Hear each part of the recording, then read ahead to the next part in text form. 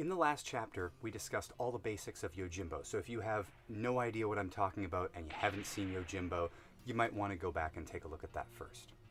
Anywho, Yojimbo came out in 1961 to massive success, and it would have to be in order to make it all the way around to Italy before there was an internet to inspire Sergio Leone. The Italian film industry, at that time, was known for picking up on trends, copying them, and then doing them to death within the decade. They were just coming out of a sword and sandals wave, like Hercules movies, Samson, Goliath, any Greek or Roman epics, to compete with the Hollywood formula of like Spartacus or Cleopatra, things like that. Even Sergio's first movie was Colossus of Rhodes. The fabulous Colossus astride the harbor of Rhodes, city of sin, a pagan fortress with an evil purpose. Behind its eyes, cruel warriors watch the devastation they have wrought. Now, it's well known that Leone was a huge fan of Kurosawa's film and saw how easily he could transfer the plot to the Western genre. So let's take a look at that and a few other peculiarities.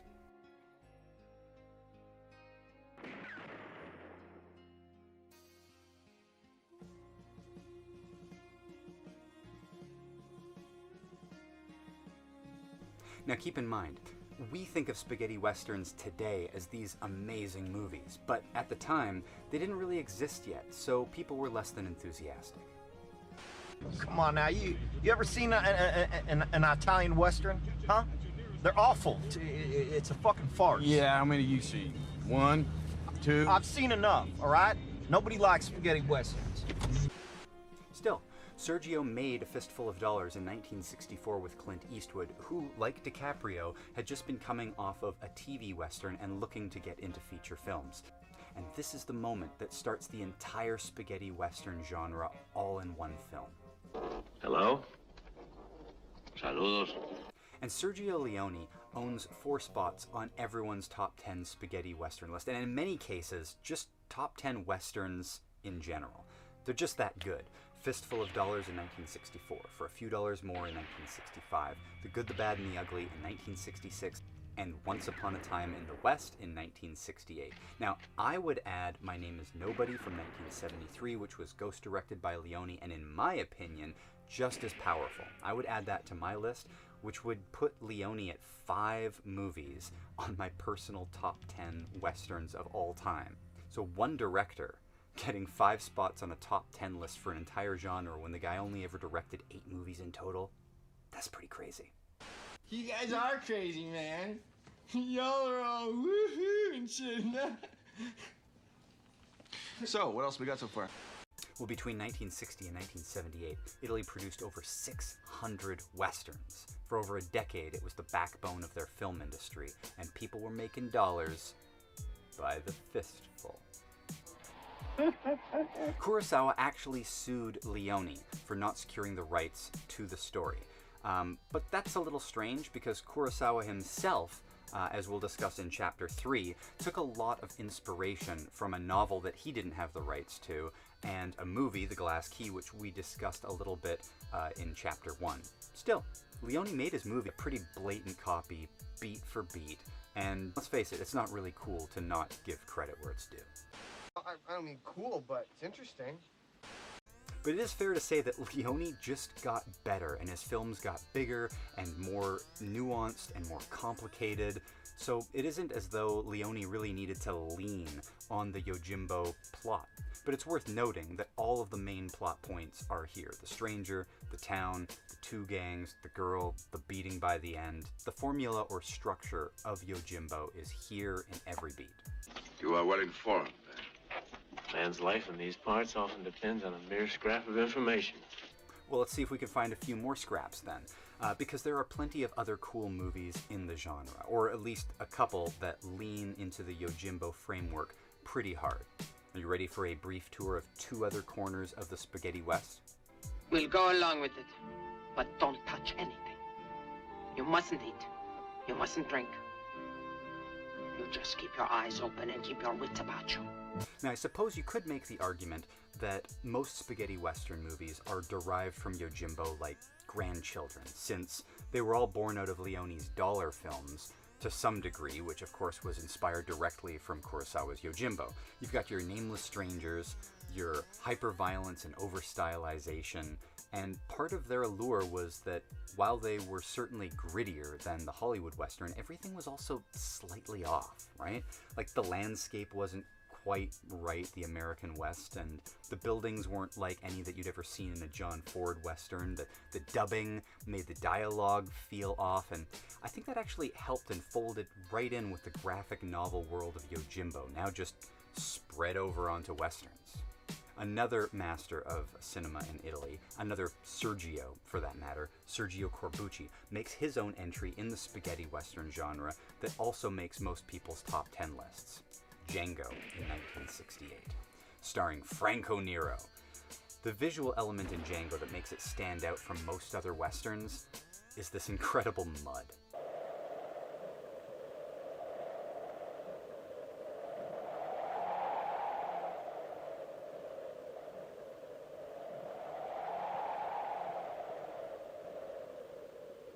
Still, the plot of a stranger coming into town while two gangs fight over the town and playing one side against the other, still here.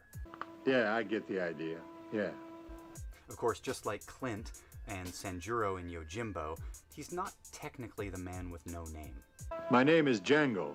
See? But even with a name, the mysterious past, dressed in all black and dragging what appears to be a child's coffin through the streets, I mean, he basically is the man with no name. Yeah, and his name is Django.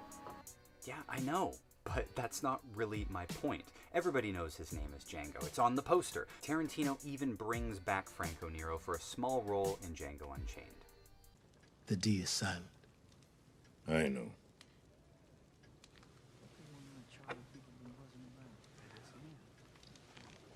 Of course, Django's a huge inspiration for Tarantino, who likely got the entire ear-cutting scene from Reservoir Dogs. That's from Django. Could be. I'm sorry, did you say something? It's not important. And if I bothered you, will you accept my apology? Of course, dude. I mean, you were so awesome in Die Hard 2. What are you even doing here? Whatever I'm doing here is none of your business. Bit touchy, aren't you?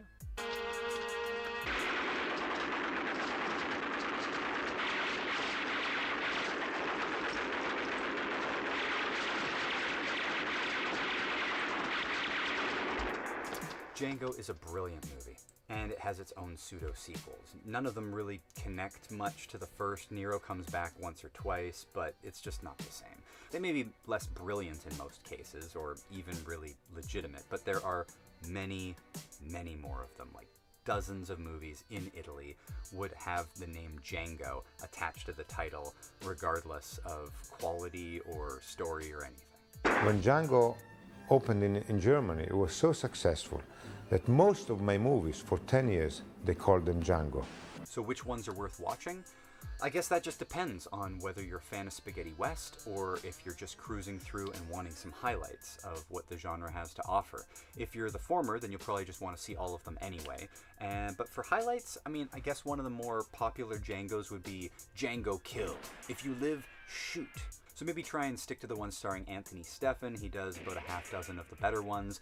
Or if it's starring Thomas Milian, you can't go wrong. Make sense? I don't know. I don't know who those men are. No, they're just other actors that were in some of the better Django movies. Nero does come back to play Django like so long after the Western craze was over in 1987 with a wild Rambo-inspired offering. Check out some clips from the trailer.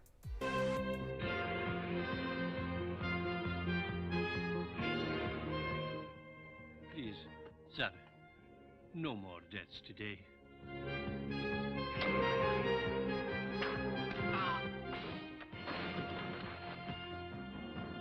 You don't really want to kill me. No, no.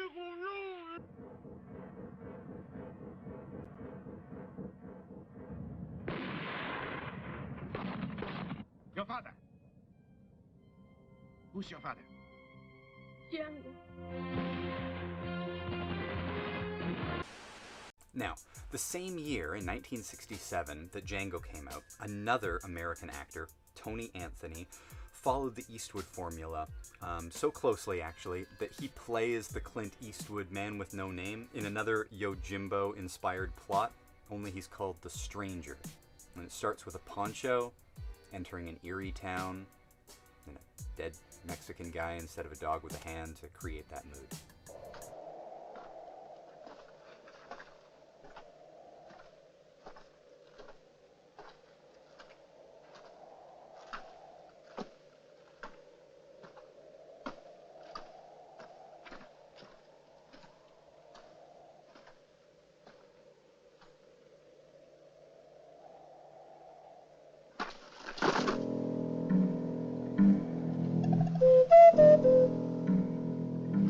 A Stranger in Town, aka A Dollar Between the Teeth, was pretty successful, but not as well known. While it isn't such a naked theft of the plot of Yojimbo, there are still a bunch of checks to check off on our list here. Plus, the producers obviously wanted this to compete or draft off of the Leone Dollars movies by naming it A Dollar Between the Teeth. He also gets roughed up by the end as well.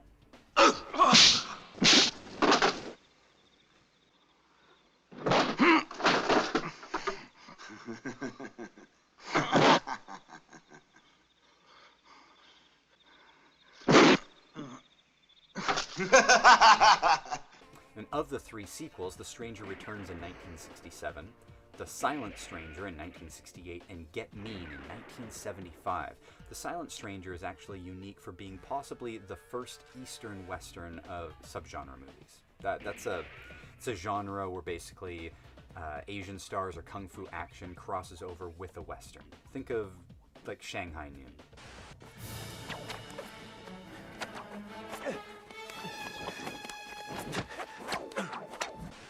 Get Mean, aka Beat a Dead Horse, aka Vengeance of the Barbarians, or for our purposes here today, The Stranger Gets Mean, was released in 1975 and was released to such little fanfare that it actually didn't even get a physical copy on Blu-ray or DVD or anything until 2015. 40 years in the Phantom Zone where nobody could see it, and finally it gets a release during the last gasps of physical media. You're giving me this because you know it's not of the slightest use to me. Well, I got my copy.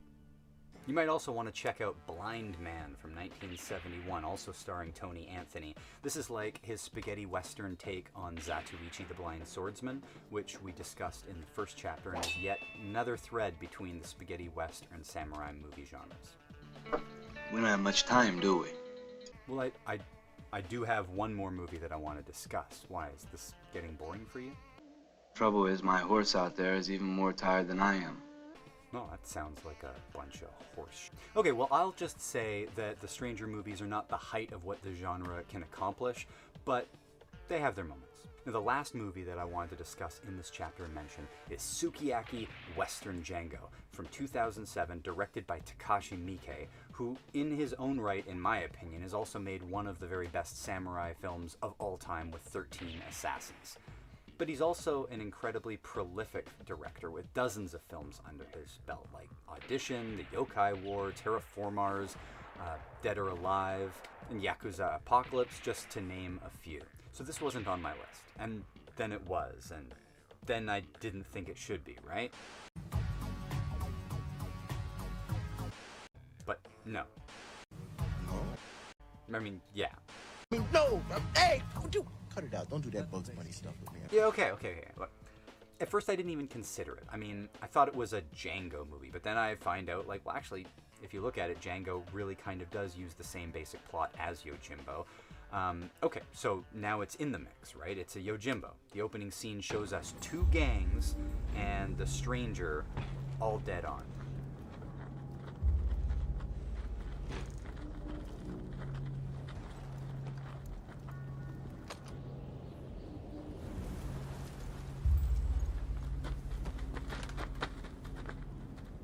But then the plot kind of veers off and dares to tell its own story, which is cool, but then maybe it shouldn't be on this list in my video, right? But then an hour into it, somebody brings out the Gatling gun from Django, and I just want to put it back on the list.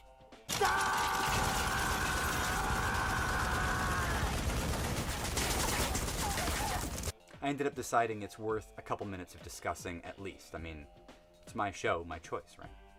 A man's gotta do what a man's gotta do. The director chose to have the entire cast speak English for the entire film, and it's a bit awkward. I don't want to make fun of it at all. I only speak one language, but we're going to take a look because it's kind of a ludicrous train wreck. Their story goes a little something like this. The sound of the Gyeongchoja temple bells echoes the impermanence of all things.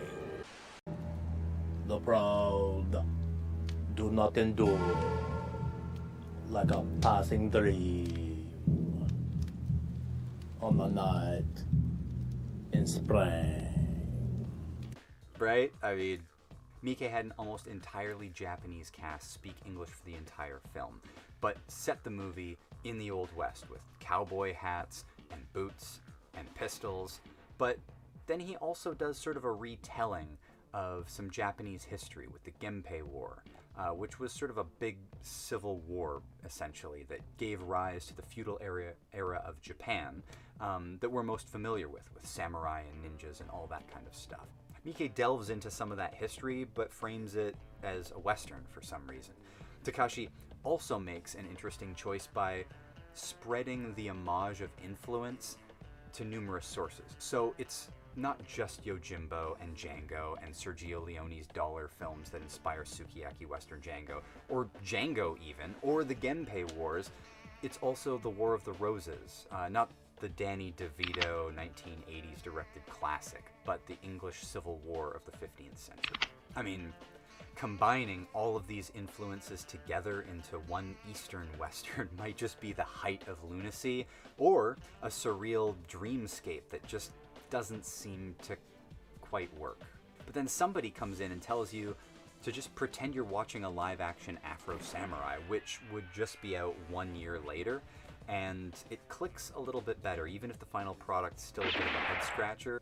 Still, if it's not working for you, my personal take is that the entire aesthetic was overtly creative enough, but adding a sort of convoluted plot doesn't really help things. A more basic and, I mean, admittedly, perhaps more boring version where it had stayed closer to the Yojimbo plot would have made it a little easier to follow, in my opinion, or to engage with, but maybe that's just me, and I'm slow. I'd forget my genitals if they weren't superglued in between my legs. Okay, so the next chapter we're going to be looking at the gangster genre versions of the Yojimbo plot, and we'll be digging a little deeper into the origins of Yojimbo in doing so.